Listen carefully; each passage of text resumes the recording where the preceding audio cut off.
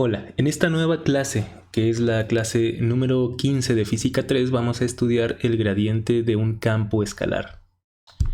¿Cuál es la motivación? O sea, ¿qué nos motiva a estudiar un campo escalar?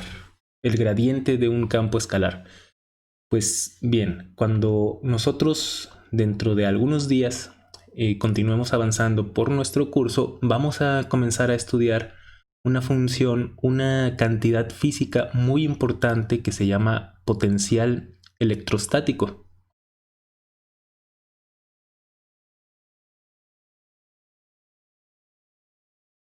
Por otra parte, hasta el momento hemos estado estudiando el campo eléctrico. Ambas cantidades están estrechamente relacionadas. El campo eléctrico se obtiene como menos el gradiente de la función potencial.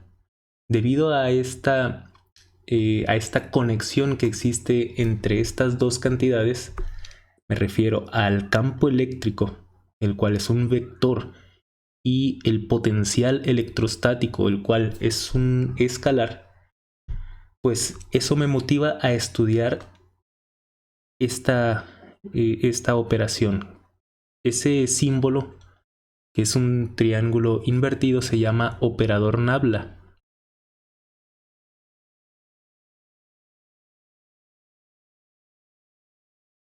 Y lo que está haciendo ese operador es tomar un campo escalar, implementa algunas operaciones matemáticas y me proporciona un campo vectorial.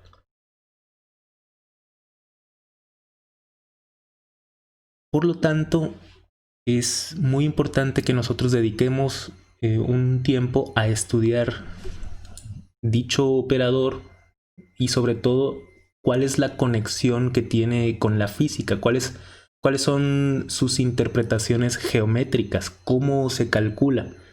Esa es la razón de ser de esta y de las siguientes clases, en donde estaremos platicando acerca de este operador y estaremos desarrollando las técnicas necesarias para poder calcularlo.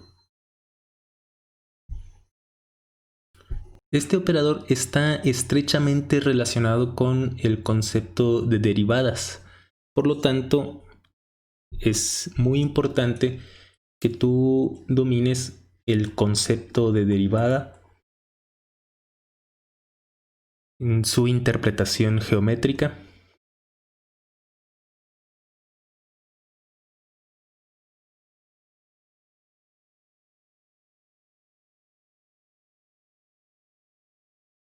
y que tengas nociones acerca de derivadas parciales.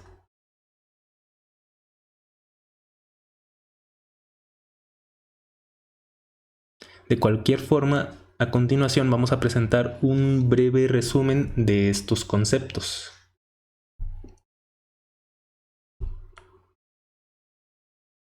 Lo primero que vamos a hacer es recordar un poco acerca de la derivada.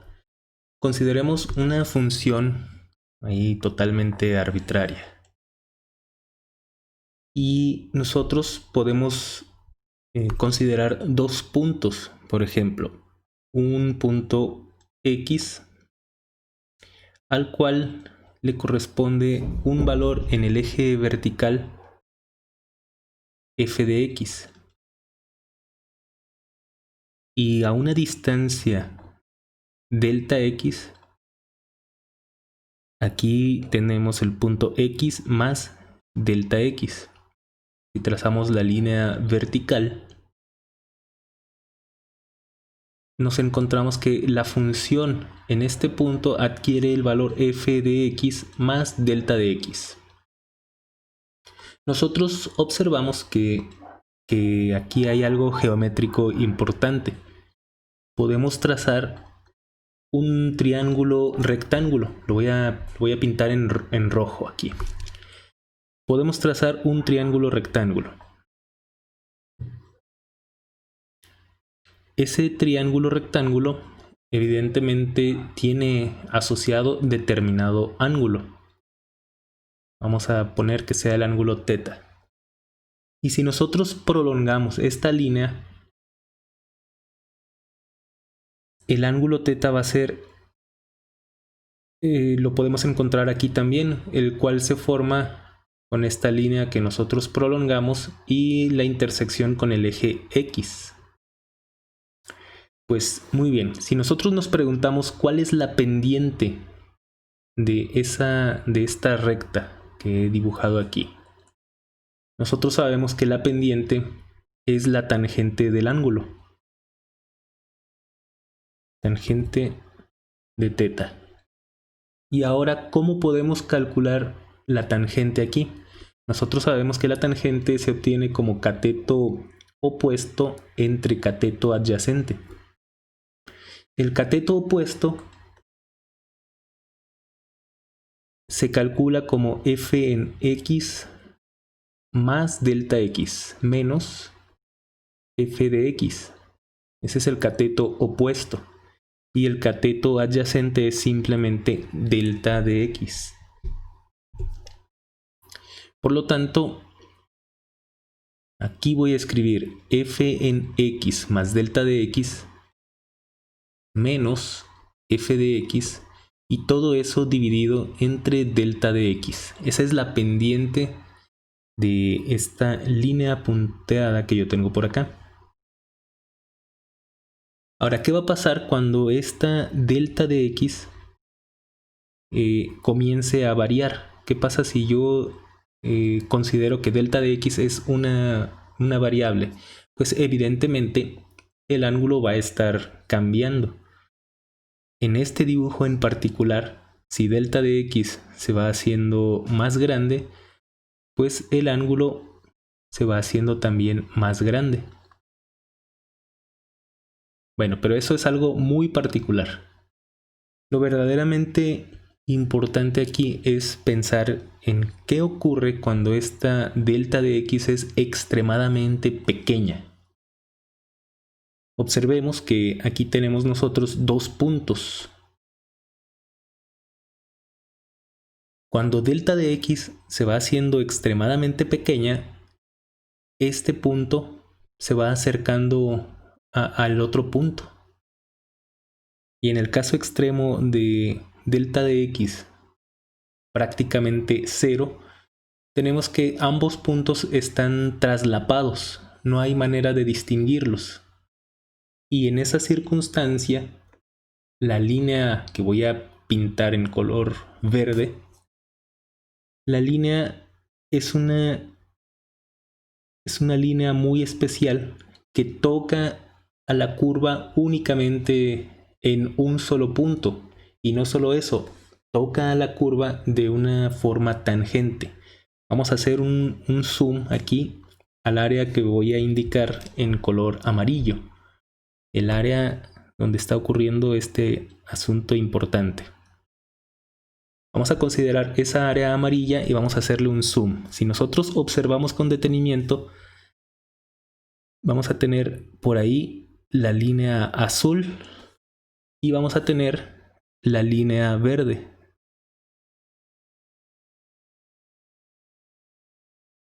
Se tocan únicamente en un solo punto y si nosotros hacemos este zoom, prácticamente la línea azul es paralela a la línea verde. Eso es lo que significa este concepto derivada.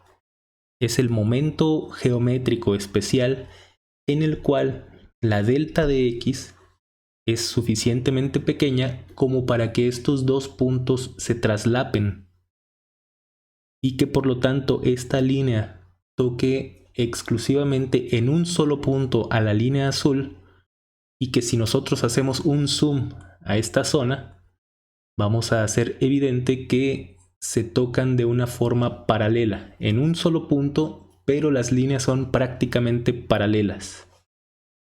Eso significa la derivada. Y matemáticamente ya existen símbolos reservados para este momento geométrico especial. Este símbolo es derivada de f respecto a x el cual se obtiene como un proceso límite cuando el diferencial de x tiende a 0, de f de x más delta de x menos f de x, y todo eso dividido entre delta de x. Este es, si ya olvidaron esta definición, les recomiendo retomar sus libros de cálculo diferencial. Ahí es donde con toda seguridad van a encontrar pues esta idea a mayor profundidad. Quiero que tengamos en cuenta esta expresión que yo he tomado aquí en color amarillo. ¿Sí? No debemos de perder de vista esta expresión. Eso es lo que ocurre con una función de una variable, la variable x. Sin embargo, poco a poco estamos aprendiendo que existen funciones de más de una variable, y esas funciones se estudian en cálculo multivariable. Ahí, en cálculo multivariable, van a estudiar funciones de más de una variable, como su nombre lo indica. Funciones v de x, y y z. Y yo estoy utilizando la v para tener un contacto más cercano con el potencial electrostático.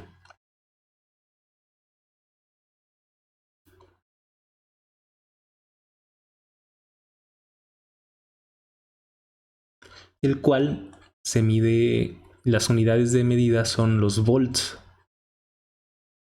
Esa es la razón por la cual yo elegí la letra V.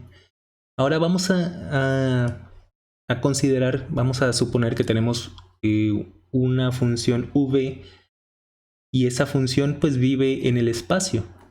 Por ejemplo, nosotros tenemos la función V en este punto, el cual tiene las coordenadas x, y y z, y tenemos la función V en este otro punto, el cual vamos a considerar que está cercano.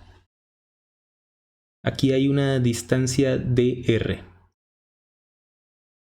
Este punto, el cual está cercano al punto x, y, z, lo podemos obtener como el punto x más un incremento en x, el punto y más un incremento en y, y lo mismo para la coordenada z. Ahora nos hacemos la siguiente pregunta: ¿cuánto vale? ¿Cómo puedo yo estudiar el cambio en la función potencial? ¿Cómo puedo yo estudiar el cambio de esa función? El cambio en matemáticas se expresa así: delta de v. Eso me indica un cambio en la función v. Pues si yo originalmente tenía la función en el punto x, y, z, y después la tengo en este punto, el cual está separado ligeramente del primero, entonces yo tengo que escribir aquí: el cambio es la función evaluada en x más delta de x, y más delta de y z más delta de z, y le tengo que restar la función en el punto original, v de x, y y z. Esta expresión me proporciona el cambio en la función potencial. Ahora, lo que vamos a hacer nosotros a continuación es un poco de álgebra para expresar en una mejor manera este cambio en la función potencial. Vamos a abrir una ecuación por aquí y vamos a manipular algebraicamente esa expresión. Escribimos la variación en la función potencial. Escribimos lo que ya habíamos hecho hace un momento a mano: y más delta y z más delta z. y le voy a restar la función original, la función b evaluada en x, y y z. A continuación yo simplemente voy a insertar en esta expresión un 0 por aquí. Y estamos de acuerdo que si yo inserto ese 0 no voy a alterar en absolutamente nada la expresión. Y ese 0 yo lo voy a elegir muy cuidadosamente. Ese 0 lo voy a obtener sumando esta función. Y si le sumé esa función, esta función que tengo indicada aquí en azul, si yo sumé esa función, pues tengo que restar exactamente la misma función. Esa es la lógica detrás de todo esto. Y nuevamente yo voy a insertar un nuevo 0. Voy a sumar un 0. Y estamos nuevamente de acuerdo que si yo sumo nuevamente un 0, no voy a alterar en absolutamente nada la ecuación. Y ese 0 yo lo voy a escribir de una forma muy cuidadosa nuevamente. Voy a escribirlo así, voy a sumarle esta función. Y debido a que le sumé esta función, pues le tengo que restar la misma función.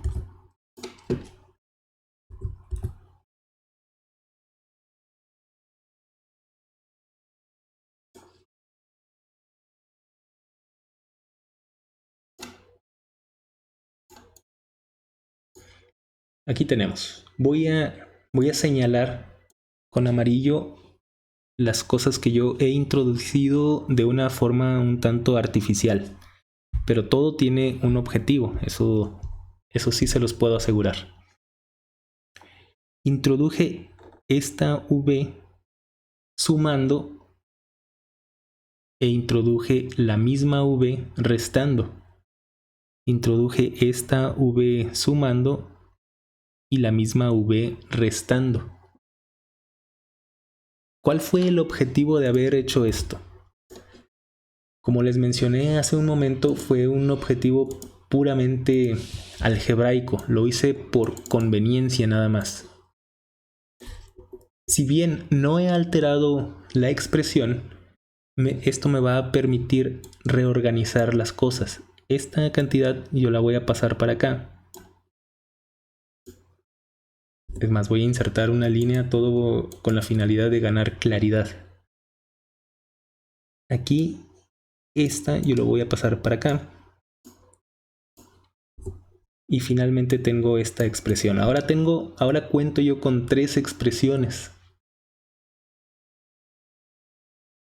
Y estas tres líneas yo las voy a agrupar convenientemente. Además de todo esto, como dije, voy a agrupar antes de continuar. Ahí está todo agrupado. Además de todo esto, yo puedo introducir aquí una cantidad. Aquí yo puedo introducir una delta de z dividido entre delta de z.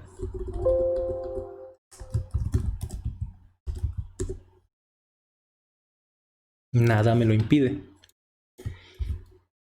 Y nuevamente puedo introducir esta cantidad porque estoy multiplicando y dividiendo por lo mismo. O sea, no he alterado para nada la expresión.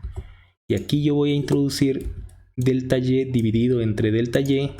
Y aquí voy a introducir delta x entre delta x.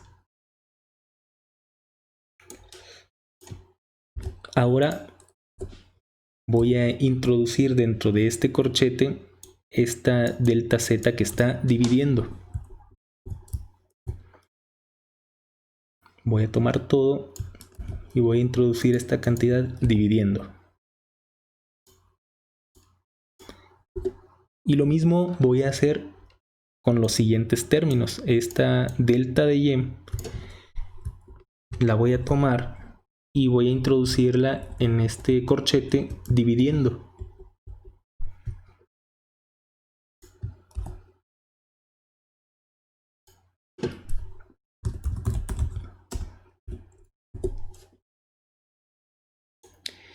Y lo mismo para la última, lo mismo para el último término. Voy a introducir el delta de x dividiendo.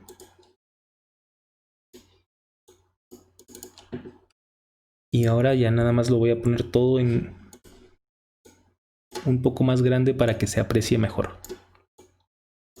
No debemos de perder de vista qué es lo que estamos haciendo aquí. Aquí únicamente estamos haciendo álgebra.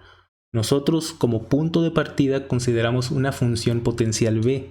Hay que tener las cosas siempre muy claras. Nuestro punto de partida indicó que estamos estudiando una función b. Esa función b la consideramos definida en 2 puntos y estudiamos cómo cambia esa función b, el cual es un campo escalar. Y a partir de ahí nosotros hicimos álgebra.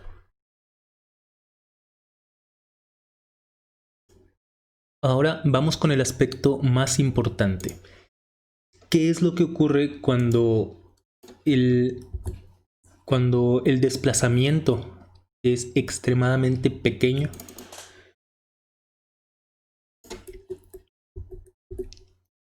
En ese caso, nosotros vamos a definir el diferencial de b. Este diferencial lo vamos a definir, este símbolo con 3 rayitas horizontales significa se define como el límite cuando x es muy pequeño, x tiende a 0. También delta de y tiende a 0 y delta de z tiende a 0. ¿De quién? Del incremento en la función v. Entonces ahora tenemos que aplicar este límite a la expresión que tenemos aquí abajo. Aquí en lugar de delta vamos a cambiar por el diferencial y vamos a introducir aquí la noción de límite. Límite cuando delta de x, cuando delta de y cuando delta de z minúscula, tienden a 0. Y este límite lo vamos a traer a todos los términos de la expresión. Nosotros sabemos que el límite de una multiplicación es la multiplicación de los límites. Por lo tanto, este límite podemos introducirlo dentro de este corchete y tenerlo aquí.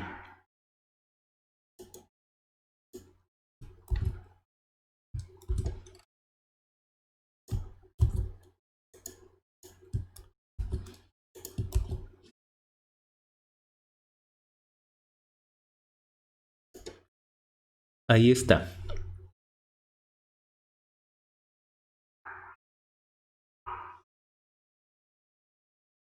Ahora tenemos que observar cuidadosamente cada uno de los límites. Aquí vamos a comenzar por este. Aquí el límite cuando esa diferencial de z tiende a 0, cuando delta x, delta y y delta z tiende a 0, esto ha de definirse como el diferencial de z. Y por otra parte, aquí tenemos que hacer 3 límites también. En primer lugar, tenemos que hacer el límite cuando delta de x tiende a 0. El único lugar en donde aparece dicho límite es aquí y acá. Listo. El siguiente límite es cuando delta y tiende a 0. Este y este se hacen 0. Y el último límite cuando delta de z tiende a 0 es el límite interesante y vamos a dejarlo para la siguiente diapositiva. Aquí, en primer lugar, el límite delta de x tendiendo a 0 lo tenemos aquí. El límite delta de z cuando tiende a 0 está sencillo porque no aparece explícitamente por ningún lugar. Y este límite de aquí pues tiene que transformarse en el diferencial de y. Y esta última expresión contiene este límite que ha de transformarse en el diferencial de x. Y aquí estos límites, cuando delta de y delta de z tienden a 0, pues no afectan a esta expresión. El único límite que está afectando es cuando delta de x tiende a 0. Vamos a copiar todo esto en una nueva diapositiva.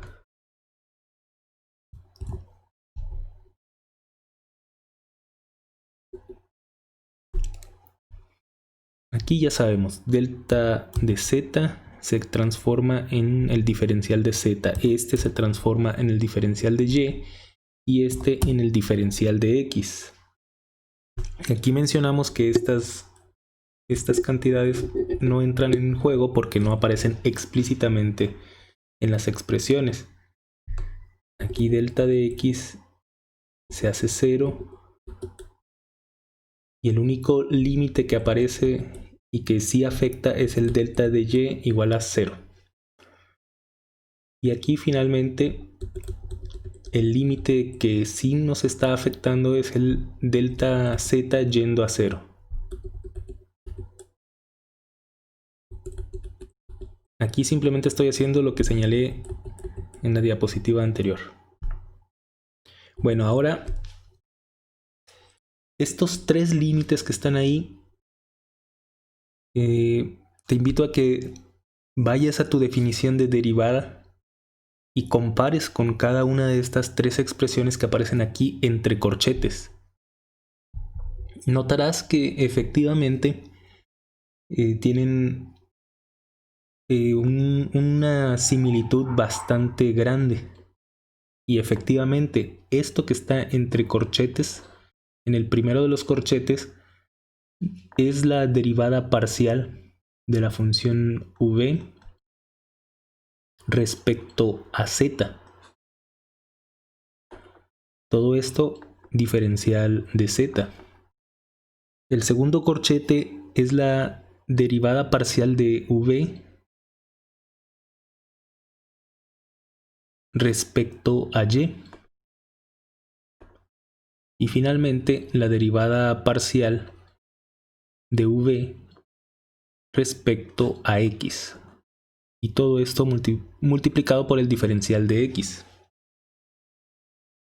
Entonces vean que nosotros obtuvimos aquí esta expresión para el cambio, para la diferencial de la función v. ¿Qué más podemos hacer? Podemos identificar aquí un producto escalar, un producto punto. Y esto es posible siempre y cuando escribamos lo siguiente. El diferencial, la derivada parcial de v respecto a z. Lo voy a ordenar. Primero voy a colocar x, y y z en la dirección y más la derivada parcial de v respecto a y en la dirección j más la derivada parcial de v respecto a z en la dirección k. Todo esto producto punto con dxy más dyj más dz en la dirección k. Y efectivamente, si tú lo quieres comprobar, pues basta con multiplicar término a término y te darás cuenta que efectivamente vamos a ir multiplicando término a término y obtenemos la expresión aquí señalada en amarillo.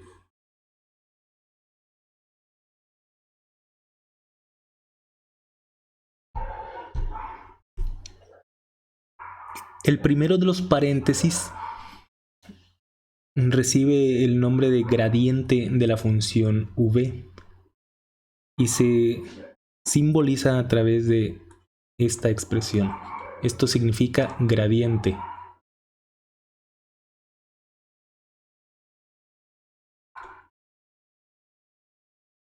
Y aquí hay un producto punto con esta otra expresión que es el diferencial de R. Entonces, ¿esto qué significa? Que si yo tengo dos puntos, los cuales están conectados por un vector muy pequeño, un vector diferencial de R, entonces el cambio en V lo obtengo con el gradiente producto punto con el diferencial de R. Entonces el gradiente, observemos que en coordenadas cartesianas, que son las que estamos utilizando aquí, ha de calcularse de la siguiente manera. La derivada parcial de v respecto a x, y todo esto apuntando en y, más la derivada parcial de v respecto a y en la dirección j, y su derivada parcial respecto a z apuntando en la dirección k. Esta es la forma de calcular el gradiente en coordenadas cartesianas.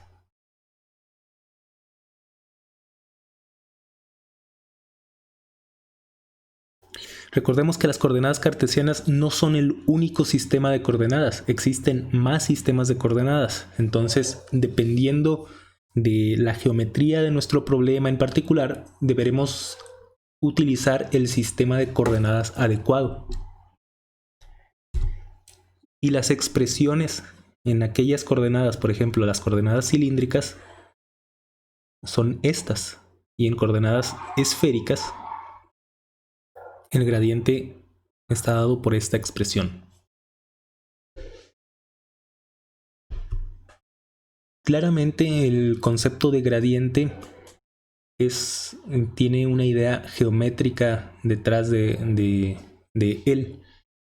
La idea geométrica que dio origen a todo esto es estudiar el cambio en nuestra función v, en nuestra función potencial. Y retomamos lo que dijimos al inicio de la clase. El operador gradiente, el gradiente de una función, es una operación que me toma un campo escalar, v, y me proporciona un campo vectorial. Y aquí está claramente indicado. Ese campo vectorial está estrechamente relacionado con las derivadas parciales, apuntando en la dirección i, j y k. En la siguiente clase vamos a continuar nuestro estudio del gradiente de una función.